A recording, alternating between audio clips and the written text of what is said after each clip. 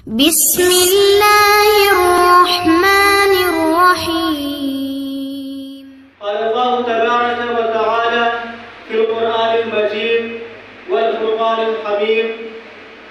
अऊज़ु बिल्लाहि मिनश शैतानिर रजीम। बिस्मिल्लाहिर रहमानिर रहीम। वमा खलक़तुल जिन्ना वल इंसा इल्ला लियअबुदून। सदक़ल्लाहुल अज़ीम। अजीज साथियों और बुजुर्गों, जो हमने आयत पढ़ी है ये सूरह ज़ारियात की आयत नंबर 56 है और आज हम इसी आयत के मुताल्लिक इसी आयत के रिलेटेड बात करेंगे और गुफ्तगू करेंगे। लेकिन हम अपनी बात को शुरू करेंगे, अपनी बात का हम आगाज करेंगे सवालिया अंदाज में, एक सवाल के तौर पर, और अपनी बात को हम आगे बढ़ाएंगे, बात को इख्तिताम तक ले जाएंगे हम जवाब के तौर पर, जवाब की सूरत में। सवाल ये है कि हम और आप दुनिया में आए हैं, हम और आपकी पैदाइश हुई है या तमाम इंसानों की पैदाइश हुई है? इंसानों की जो तख्लीक है, पैदाइश है, जो इंसान दुनिया में आए हैं, तो इंसानों के दुनिया में आने का, उनको पैदा करने का मकसद क्या है? हम दुनिया में क्यों आए हैं? हमें क्यों पैदा किया गया? हमारा दुनिया में आने का और हमें पैदा करने का क्या मकसद है? इंसान की तख्लीक का क्या मकसद है? क्योंकि हम देखते हैं दुनिया के अंदर जो चीज़ होती है या इंसान जो चीज़ बनाते हैं वो किसी मकसद के तहत बनाते हैं, मकसद के साथ बनाते हैं, बगैर मकसद के नहीं बनाते, बेमकसद नहीं बनाते, बामकसद बनाते हैं। हम यहाँ बैठे हैं, हम देखते हैं कि लाइट लगी हुई है, लाइट को बनाने वाले ने उसको बेमकसद नहीं बनाया, उसको बामकसद बनाया है, उसको मकसद के बगैर नहीं बनाया, मकसद के साथ बनाया है। उसको बनाने का मकसद ये है कि यहाँ पर अंधेरा हो, कोई ऐसा कमरा, ऐसा रूम हो जहाँ पर अंधेरा हो, हम इसको यूज करें, इसको इस्तेमाल करें, इसका उपयोग करें, हम इसको जलाएं, तो वहाँ अंधेरी चीज को ये रोशन कर देती है, ये लाइट अंधेरी चीज को रोशन कर देती है, अंधेरी जगह को ये प्रकाशित कर देती है। तो इसको बनाने का मकसद है कि उजाला फैल जाए और अंधेरे को उजाले में बदल दिया जाए। और हम देखते हैं, हम और आप दुकान से एक पेन खरीदते हैं, कलम खरीदते हैं, जिसकी कीमत 3 रुपए होती है, बहुत कम से कम उसकी कीमत है। लेकिन कलम को बनाने के लिए, क्या कलम को बनाने का भी एक मकसद है? कलम को मकसद के तहत बनाया गया है, कलम को मकसद के साथ बनाया गया है, बगैर मकसद के नहीं बनाया गया। कलम को बेमकसद नहीं, बामकसद बनाया गया है। उसको बनाने का मकसद ये है कि इंसान आसानी के साथ तहरीरात को लिख सके कलम के जरिए से, कलम के थ्रू। और अगर हम और आगे बढ़े तो हम जिस मैक का इस्तेमाल कर रहे हैं, जिस मैक का हम यूज कर रहे हैं, इस मैक को बनाने वाले ने भी इसको बेमकसद नहीं बनाया, इसको बामकसद बनाया है, मकसद के बगैर नहीं बनाया, मकसद के साथ बनाया है। इसको बनाने का मकसद ये है कि हम अपनी बात को बगैर ताकत के, बगैर जो है चिल्लाए या बगैर जोरदार आवाज निकाले बगैर अपनी आवाज को हम दूर तक फैला सकते हैं। हमारी आवाज दूर तक जा सकती है, दूर तक गूंज सकती है। तो जितनी भी चीजें हैं दुनिया के अंदर, उन सब चीजों को अगर हम बनाते हैं तो बगैर मकसद के नहीं बनाते, उसको किसी मकसद के साथ बनाते हैं।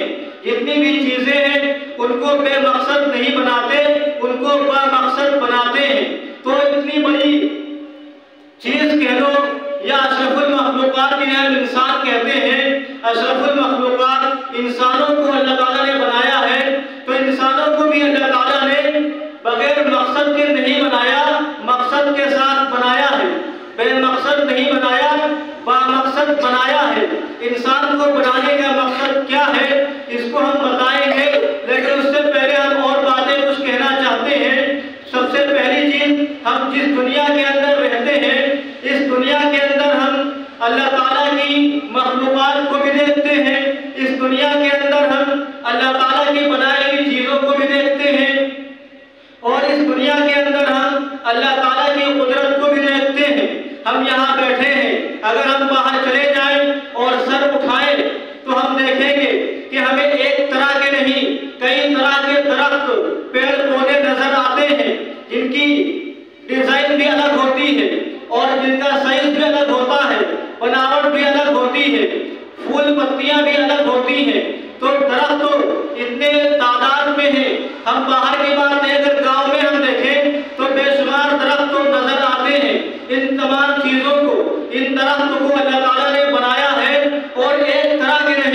अनेक तरह से बनाया है।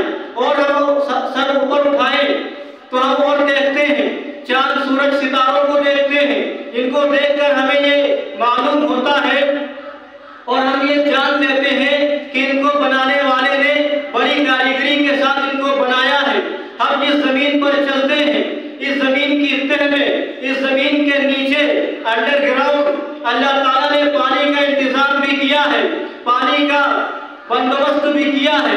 और हम अगर विजिट के लिए निकल जाए, मुशाहिदे के लिए निकल जाए या टूर पर चले जाए तो हम जाने के बाद ऊंचे ऊंचे पहाड़ देखते हैं, बहते दरिया देखते हैं और ठाठे मारता हुआ इतना बड़ा समंदर देखते हैं। तो अल्लाह ताला ने इन सब चीजों को पैदा किया है और इन सब चीजों को इंसान के फायदे के लिए पैदा किया है। इन सब चीजों को इंसान के फायदे के लिए पैदा किया है। अगर हम मिसाल दें कि दरख्त को हम देखते हैं, पेड़ पौधों को देखते हैं तो हम उनको उनसे बेशुमार फायदे भी हासिल करते हैं। मिसाल दे रहे हैं कि एक दरख्त है, उससे हम जो है पत्ते पत्तियां भी हासिल करते हैं चारे के शक्ल में, उससे लकड़ियां भी हासिल करते हैं और उससे हम फल फ्रूट सब्जियां भी हासिल करते हैं और उससे छाव भी हासिल करते हैं। अगर सूरज को हम देखें तो सूरज की धूप से हम बेशुमार फायदे हासिल करते हैं। हम अगर पानी को ले लें, पानी का इस्तेमाल हम करते हैं और पानी से हम सैकड़ों काम बनाते हैं। यहाँ तक कह दूं कि अगर पानी का इस्तेमाल ना करें, पानी का यूज ना करें तो हमारा कोई काम मुकम्मल ही नहीं होता। तो ये सब चीजें अल्लाह ताला ने बनाई है। ये सब चीजें अल्लाह ताला ने क्यों बनाई है? इंसान के फायदे के लिए। और इंसान इन तमाम चीजों से फायदा उठाता भी है, इन तमाम चीजों से फायदा हासिल भी करता है। लेकिन अब फिर वही सवाल पे आते हैं कि दुनिया के अंदर जितनी चीजें हैं, इन तमाम चीजों को अल्लाह ताला ने इंसान के लिए बनाया है, लेकिन इंसान को किस लिए बनाया है? इस सवाल का जवाब अल्लाह ताला ने सूरह ज़ारियात की आयत नंबर 56 के अंदर दिया है, वमा खलक़तुल जिन्ना वल इंसा इल्ला लियअबुदून, के जिन्नातों को भी और इंसानों को भी अल्लाह ताला ने सिर्फ और सिर्फ अपनी इबादत के लिए पैदा किया है। अब इसमें गौर करेंगे तो हमको कुछ अल्फाज मिलेंगे, कुछ अल्फाज हम समझ सकते हैं।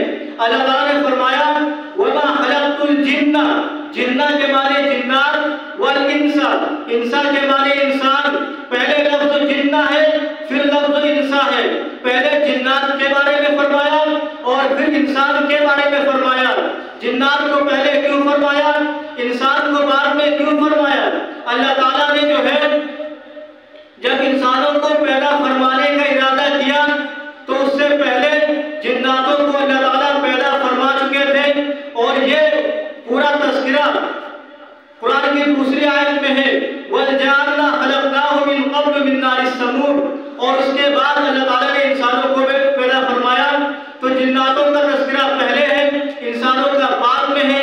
वजह यह है कि जिन्नातों की तख्लीक पहले हो चुकी थी और इंसान की बाद में हुई है।